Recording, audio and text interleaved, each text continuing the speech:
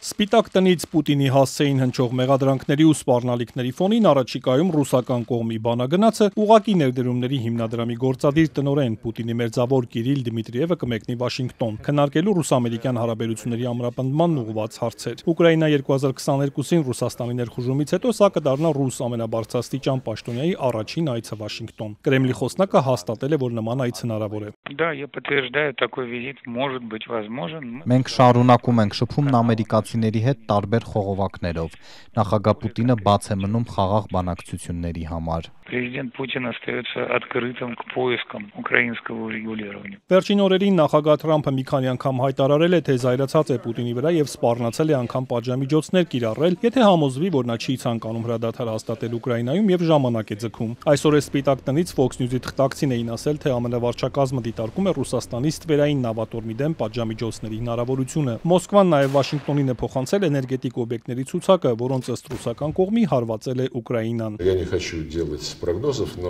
Չեմ ուզում կանխատեսումներ անել, բայց տեսնում ենք ներկայիս առաջընթացը եւ Միացյալ Նահանգների գործընկերների ցանկությունը վերացնելու մայրաքաղաքներում դիվանագետների բնականոն աշխատանքի համար միանգամայն անընդունելի խոչընդոտները։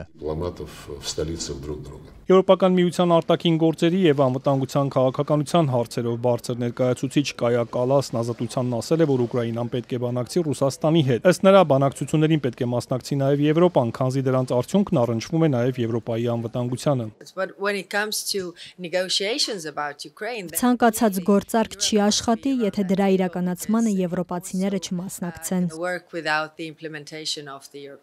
Ուկրաինայի նախագահը երեկ հայտարարել է, որ ուկրաինական հազվագյուտ հանածոների համատեղ արդյունահանման համաձայնագրում ՆԱՏՕ-ին Ուկրաինայի անդամակցության պայման չկա եւ չի եղել, ապա հավելել, որ գործարքը չի կարող հակասել Եվրոպական միությանն Ուկրաինայի անդամակցությանը։ Վլադիմիր Զելենսկին նշել է, որ ամենօրյա ռեժիմով Միացյալ Նահանգներին են փոխանցում տեղեկություններ, թե ինչպես են ռուսները խախտում էներգետիկ օբյեկտներին չհարվածելու պայմանավորվածությունը։ Նա հույս է հայտնել, որ դա անհետևանք չի մնա։ Մենք дуже надіємося, що президент Трамп у нього є всі ці. Մենք իսկապես հուսով ենք, որ նախագահ Թրամփն ունի բոլոր համապատասխան գործիքները ուժեղացնելու պատժամիջոցների ճնշումը ռուսների վրա։ Այստեղ շատ կարևոր է որոշակի պայմանավորվածությունների մշտադիտարկումն ու իրականացումը։ Тут дуже важливо моніторинг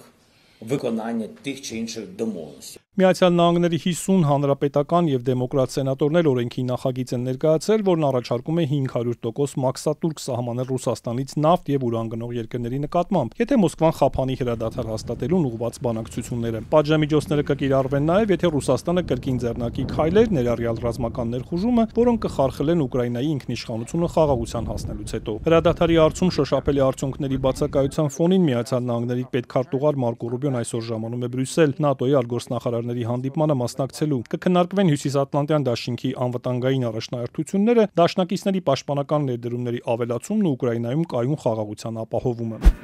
Դիվանագիտական այս զարգացումներին զուգահեռ կողմերը չեն դադարեցնում ռազմական գործողությունները, գիշերը ռուսական անօդաչուների զանգվածային հարձակմանը ենթարկվել Խարկովը, կանտուժացներ։ Զելենսկին հայտարարել է, որ Սումիում եւ Դնեպրոպետրովսկում ռուսական հարվածները վնասել են էներգետիկ օբյեկտներ, չնայած դրանց չհարվածելու պայմանավորվածությանը։ Ըստ ռուսական կողմի ուկրաինական զինուժը Տագանրոգում եւ Կուրսկում անօդաչուներով հարվածել է բնակելի շենքերի։